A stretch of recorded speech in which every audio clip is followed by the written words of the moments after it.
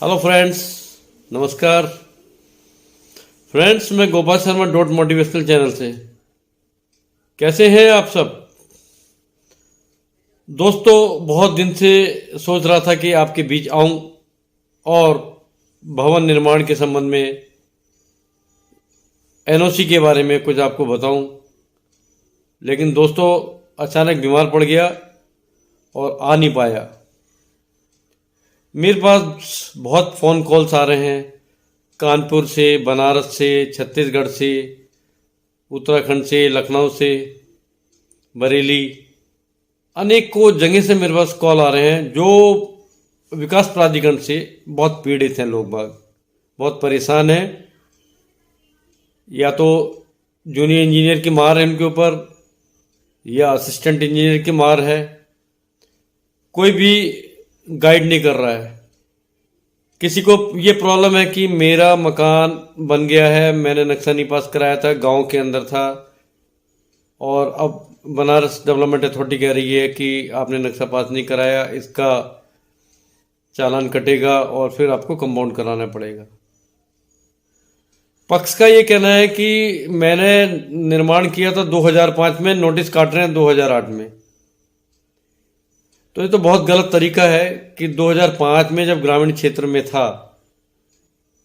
अब प्राधिकरण को नोटिस काटने का कोई मतलब ही नहीं होता है इसका। बहुत सारी समस्याओं से जूझ रहे हैं लोग, उनको पता नहीं करना क्या है।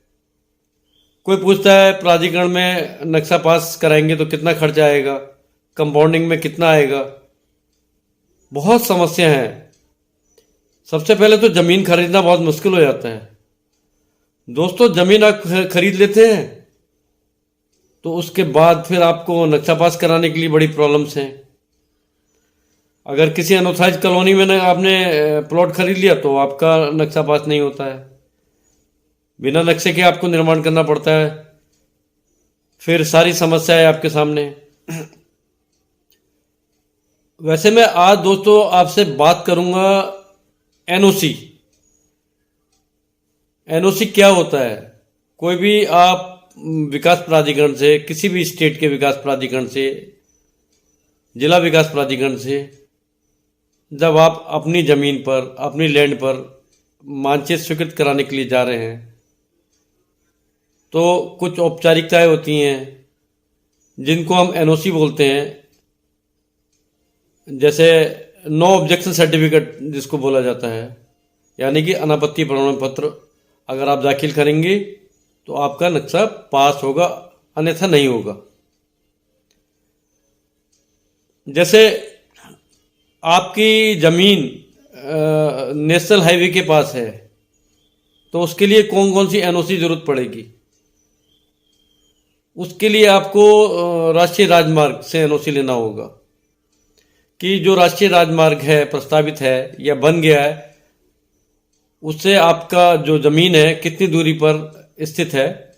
राष्ट्रीय राजमार्ग एनओसी जारी करेगा, संबंधित विकास प्राधिकरण को भेजेगा कि संबंधित ज़मीन की दूरी राष्ट्रीय राजमार्ग से नियमानुसार काफ़ी दूरी पर स्थित है, या जो भी है उसकी दूरी खोल दी जाएगी। इसके अलावा नगर निगम या नगर पालिका, अगर नगर निगम नगर पालिका क्षेत्र के अंतर्गत है तो वहाँ भी आपको एनओसी देना पड़ेगा। और अगर आप बहुमंजिला इमारत बना रहे हैं उसके साथ आपको स्ट्रक्चरल ड्राइंग तो देनी पड़ेगी, यानी कि भूकंप से बचने के लिए, अर्थक्वेक से बचने के लिए स्ट्रक्चरल ड्राइंग भी आपको स्ट्रक्चरल इंजीनियर से साइन करा के सबमिट करनी पड़ेगी। फायर की एनओसी देनी पड़ेगी। फायर डिपार्टमेंट से आएंगे लोग, चेक करेंगे, आके वहाँ के ऑफिसर्स हैं वो चेक करेंगे मौके पर कि आप जो या नक्शा देखेंगे आपने जो प्रस्तावित किया है कितने स्टोरी का है, 5 स्टोरी का है, 6 का है, 3 का है, तो उसमें वो देखेंगे एनओसी के लिए कि देनी चाहिए नहीं देनी चाहिए। फायर के नॉर्म्स पूरे करने के बाद आपको दिया जाएगा कि आप ये नॉर्म्स पूरे करेंगे तो एनओसी आप सबमिट हो जाएगी फिर आपकी। इसके अलावा जल निगम हो गया, और बहुत सारी एनओसी ऐसी होती हैं जिनकी ज़रूरत पड़ती है। दोस्तों, नक्शा देते समय आप ध्यान रखें अपने सेटबैक का, फ्रंट सेटबैक का, साइड सेटबैक का। ये जो बायलॉज में निर्धारित प्रक्रिया के अनुसार ही आप उसमें मेंशन करेंगे। जो आपका आर्किटेक्ट है उसे बोल दीजिए कि नक्शे के अंदर कोई भी टेक्निकल प्रॉब्लम नहीं होनी चाहिए। उसके साथ आप ओनरशिप भी आपकी क्लियर होनी चाहिए। ओनरशिप के साथ फिर आप नक्शा सबमिट कर सकते हैं संबंधित विकास प्राधिकरण को।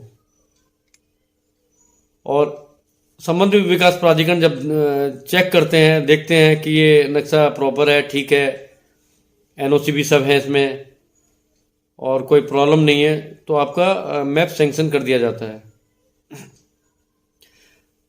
ऐसे ही दोस्तों, अगर आप नक्शा पास नहीं करा रहे हैं और आपने निर्माण कर लिया, तो सक्षम प्राधिकरण का एक नोटिस आपके पास आएगा, कारण बताओ नोटिस। उसमें फिर आपको जवाब देना पड़ेगा कि आपने किन वजह से मानचित्र स्वीकृत नहीं कराया और किन वजह से आपने, किन परिस्थितियों में आपने निर्माण कर लिया। तो एक कंपाउंडिंग एप्लीकेशन आपको सबमिट करनी होगी। उसमें भी वही प्रक्रिया अपनाई जाती है, उसमें भी एनओसी आपको देनी पड़ेगी। मतलब यहाँ तो मैं एनओसी की बात कर रहा हूँ, एनओसी होती क्या चीज़ है। एनओसी नक्शे में तो होती है, नक्शे के अलावा बहुत जगह आपको एनओसी की प्रक्रिया पूरी करनी होती है। जैसे प्रॉपर्टी है कोई आपकी किसी प्राधिकरण में और उसमें आपको म्यूटेशन कराना है, वहाँ भी आपको एनओसी, आपके एनओसी एफिडेविट देने पड़ते हैं फैमिली मेंबर्स के। तो एनओसी का यूज बहुत जगह होता है। बिजली के कनेक्शन लेने में भी आपको एनओसी लेनी पड़ती है। अगर आप टेनेंट हैं तो फिर ओनर की भी लेनी पड़ेगी। तो एनओसी का महत्व बहुत है। तो मैं बात कर रहा था दोस्तों, अगर आप कंपाउंडिंग कराएंगे तो उसमें एनओसी हमको जरूरत पड़ेगी। आप एनओसी दाखिल करेंगे, उसके बाद जो कंपाउंडिंग फीस होगी, डेवलपमेंट चार्ज होगा, वो लगाया जाएगा। और अगर रेजिडेंशियल है तो रेजिडेंशियल के जो रेट है, और कॉमर्शियल है तो कॉमर्शियल के रेट में आपका कंपाउंड हो जाएगा। तो मेरा कहने का मतलब ये है कि आपको एनओसी बहुत सारी चीज़ों में देनी पड़ सकती है। जैसे गंगा पॉल्यूशन की भी देनी पड़ सकती है। अगर जैसे इलाहाबाद है, बनारस के किनारे गंगा है। वैसे तो 200 मीटर के अंदर आप निर्माण अनुमन्य नहीं है। इलाहाबाद में भी नहीं है, बनारस में भी नहीं है, कानपुर में भी नहीं है।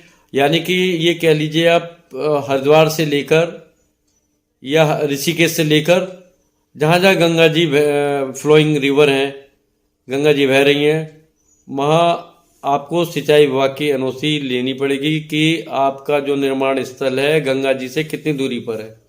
ये बहुत महत्वपूर्ण एनओसी होती है सिंचाई विभाग की, उसको भी लेना पड़ेगा।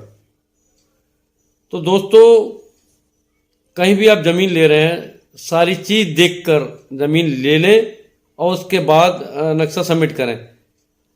कितनी परेशानी होती है जब आप नक्शा पास नहीं कराते हैं और चालान काट दिया जाता है। नक्शा पास करने में आपकी कितनी फीस आएगी? 15,000, 20,000, 35,000, मैक्सिमम 50,000 रुपये। और अगर निर्माण अवैध करते हैं तो कंपाउंडिंग में कितनी फीस लगेगी? 2 से 3 लाख रुपए। रेजिडेंशियल की बात कर रहा हूं मैं। और कॉमर्शियल में तो पूछो मत, कॉमर्शियल में तो दुगने रेट हो जाते हैं आपको। और डरने की जरूरत नहीं है। मैं एक बात और आपको बताना चाहूँगा, अगर आप कोई प्रॉब्लम में है, अगर आपके जूनियर इंजीनियर्स या असिस्टेंट इंजीनियर आपको सहयोग नहीं कर रहे हैं, तो संबंधित प्राधिकरण के जो उपाध्यक्ष होते हैं, वाइस चेयरमैन हैं, सेक्रेटरी हैं, आप उनसे जाके अपनी प्रॉब्लम को रखिएगा कि हमारे साथ ये प्रॉब्लम आ रही है। किसी को भी नंबर 2 का पैसा देने की जरूरत है ही नहीं। और अपनी प्रॉब्लम को बताइए और अपना सारा काम आपका हो जाएगा, धीरे धीरे सब नियमानुसार सब हो जाएगा। अन्यथा आपको बहुत ज़्यादा परेशानियों का सामना करना पड़ेगा। ये बहुत कॉमन मैंने बातें बताई हैं। एनओसी की बहुत इंपॉर्टेंट है। एनओसी एक चीज़ में नहीं, एनओसी बहुत चीज़ों में होती है। एनओसी तो आप जो आर्म्स एक्ट के अंदर लाइसेंस लेते हैं, रिवॉल्वर का, गन का लाइसेंस, उसमें भी एनओसी जरूरत पड़ती है। बिजली विभाग को भी जरूरत पड़ती है। नक्शा पास कराने में भी जरूरत पड़ती है। और जैसे ज़मीन आपकी फॉरेस्ट डिपार्टमेंट के पास लगी हुई है, वहाँ भी आपको एनओसी लेनी पड़ेगी। यानी कि संबंधित विभागों से आपको एनओसी लेनी पड़ेगी। तो एनओसी का अपना बहुत महत्वपूर्ण योगदान है। दोस्तों, निश्चित रूप से आप ईमानदारी से निर्माण कीजिए, और अगर आप 100% प्लॉट में से 65% ही कवर कीजिए और बाकी ओपन स्पेस छोड़ दीजिए। आप, कोई आपको तंग नहीं करेगा, कोई परेशान नहीं करेगा, और आपका जो आवास है वो भी बहुत सुंदर बनेगा। अगर आप बहुत कंजेस्टेड बनाएंगे तो आपको खुद रहने में मज़ा नहीं आएगा। तो दोस्तों, अगर आपको कुछ पूछना है, सवाल करने हैं, मेरा नंबर है 9719477710, 9719477710। आप मुझसे व्हाट्सएप पे क्वेश्चन कर सकते हैं, मैं उनका रिप्लाई दूंगा। और अभी तक मुझको कई लोगों ने मुझे व्हाट्सएप पे क्वेश्चन किए हैं, पेपर्स भेजे हैं, मैंने रिप्लाई भी किए हैं। यहाँ तक कि मैंने कुछ लोगों के रिप्लाई भी तैयार किए हैं जो कि अथॉरिटी के अंदर दाखिल करने हैं। जब नोटिस आ जाता है अनऑथराइज का कि भाई आपको क्या जवाब देना है, कि आपका ग्रामीण क्षेत्र में था, आपको क्या जवाब देना है, तो वो भी मैंने तैयार करके दिए हैं। मैं यहाँ सेवा भाव के लिए बैठा हूँ। जो मेरा अनुभव है उसको मैं आपके साथ शेयर कर रहा हूँ, शेयर करना चाहता हूँ। दोस्तों, मेरी वीडियो पूरी देखिए, आपको पसंद आया तो लाइक कीजिए, और आपको सवाल करना है तो बेहिचक होकर मुझसे सवाल कर सकते हैं। लेकिन व्हाट्सएप पे मेरे को जो भी सवाल करेंगे आप, संध्या के समय 6 बजे के बाद मुझसे मैसेज आप मुझे भेजिए, मैं आपकी सब बातों का जवाब दूंगा। और जो वीडियो आप मेरे से चाहते हैं निर्माण से संबंधित, वो मैं आपको बना के दूंगा।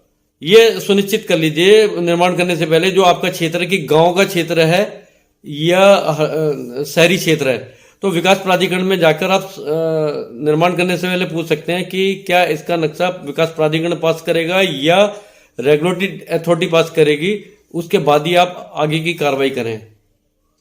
जल्दबाजी में कोई कदम उठाने की आवश्यकता नहीं है। दोस्तों, आज के लिए इतना ही, इजाज़त दीजिए। नमस्कार।